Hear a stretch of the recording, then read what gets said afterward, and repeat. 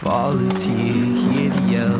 Back to school, ring the bell. Brand new shoes, walking blues. Climb the fence, books and pens. I can tell that we are gonna be friends. Yes, I can tell that we are gonna be friends. Walk with me, Susie Lee, through the park and by the tree. We will rest upon the ground and look at all the bugs we found. Safely walk to school without a sound. Film. It's in my blood. It's how I want to see everything. The grain, the halation, the gritty texture. It just looks so alive. My question was, how do I get it for myself? That's when I found Dehancer. Dehancer is an all-in-one film emulation that basically makes your digital footage look like film. It's arguably one of the best film emulations out there today. It's available for Premiere Pro, Final Cut Pro, and DaVinci Resolve. Dehancer is super customizable and packed with features like halation, bloom, film grain, and a ton of film stocks you can choose from. Now, let's hop into Premiere and I'll show you how I get the film look.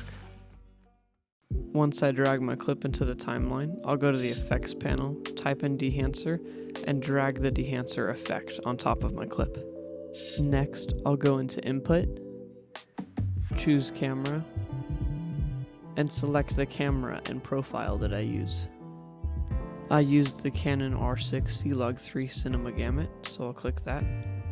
Now I'll adjust exposure.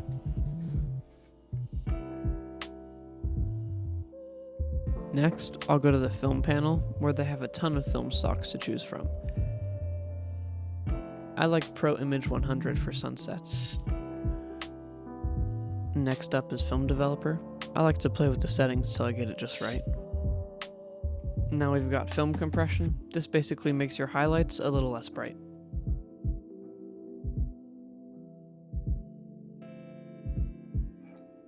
Next up is Expand. In this panel, you can make your whites less white and your blacks less black.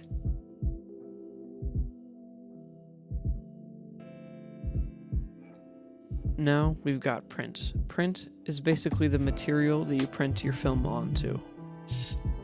Right away you'll notice it makes your footage super contrasty, but if you click Analog Range Limiter and adjust your tonal contrast, you can combat that.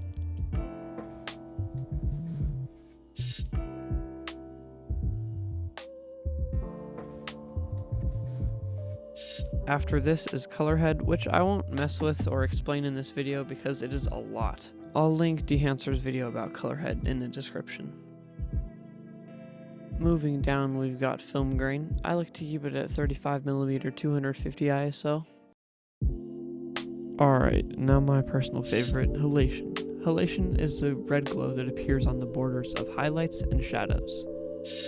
Next is Bloom. It adjusts the amount of spill from the highlights into the darker surrounding areas. Then there's Film Damage. This emulates the natural film imperfections like hairs, scratches, and dust.